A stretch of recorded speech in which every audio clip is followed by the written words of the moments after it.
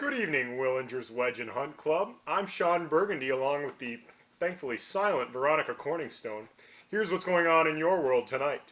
Coming in at 10th place in the power rankings is Caps Chaps, led by Phil Zrimzik. Somebody finally has knocked off the Fire Penguins for the 10th spot, and not hard to believe, this guy's best player is Bilal Powell. Psst. Champ, who the hell is Bilal Powell? Coming in at 9th is the Fire Penguins. After losses to Bob and the Scott Sabo Tile Tandem in Week 6, falls to 1-11. That's less than 10% victories, Stephen. Anyway, I think we can safely say, Miss Corningstone, that this owner simply knows how to lose a game. Coming in at number 8 is the Phenom Squad, headed by Eric Pedersen. Brendan Marshall got 20 points in Week 6, but where is Calvin Johnson? He just disappears like Veronica Corningstone's modesty when we are in the bedroom.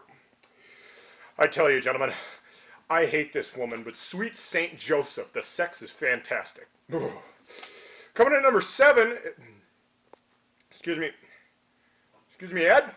Mr. Harkin, I think we have a problem here.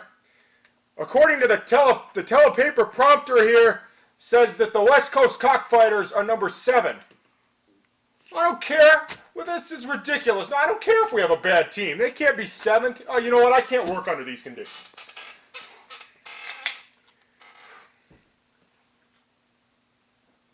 God. And I don't even drink. I'm serious. You can ask anybody, all right? That's how serious we take this shit.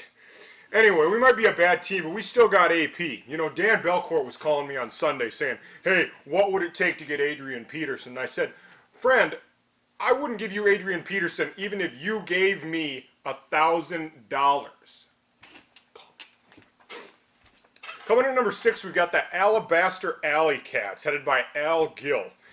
Well, Al lost 104-55 in both games during Week 6, in spite of the fact that he was arguing with Ami that his team is better than Ami's, and Ami's team is one of those teams that beat him. I gotta tell you guys, I love it when Ami makes fun of Al on the message board. I just love it when he does that.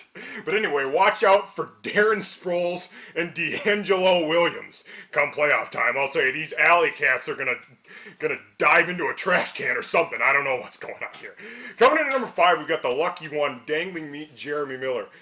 Mr. Meat got 60-plus points out of his wide receivers in Week 6, leading to 2 30-point victories over the Scorpion of Anal Woody and the West Coast Cockfighters. I'll tell you, this just proves that Dangling Meat can take on all comers. Coming in at number 4, we've got Bite My Fat Ass, Bob Tummelson. 25 points out of the Chiefs' defense in Week 6. But let me tell you, Ms. Corningstone, as we all know, if that happened to him, the defense scored 25 points against him, he would be going crazy, screaming like Wes Mantooth's mother, Dorothy. Am I right, champ? Coming in at number 3, we've got Skeet, and Scott and the Tile Brothers, or whatever they call themselves, and Sabo. Best player on this team is by far Jamal Charles. I don't know what the deal is. This guy's got 2 first names, but hey, it's not my problem. Probably the second best player on the team, I would say, is Russell Wilson. Now, he's got 2 last names. I'll tell you what, these Africans, they just never can get things figured out. But anyway, let's move right along here. Number 2, wait a minute. Excuse me, Mr. Harkin, I think we've got another mistake here. It says we've got a tie for first between the Dead Horse, Joel Darnay, and the Muskie Hunters. Well, yeah, but I don't care if they're both 9-3 and they both got 104 points in Week 6. This is the power rankings. I mean, we don't have ties for first. I mean, shit, have them come over. Let's arm wrestle or something. We got to do something to figure this out. If it's 2-on-1, we could give Joel Corningstone. I mean, she's strong.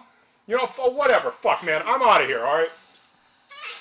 That's the power rankings. You stay classy, Willingers.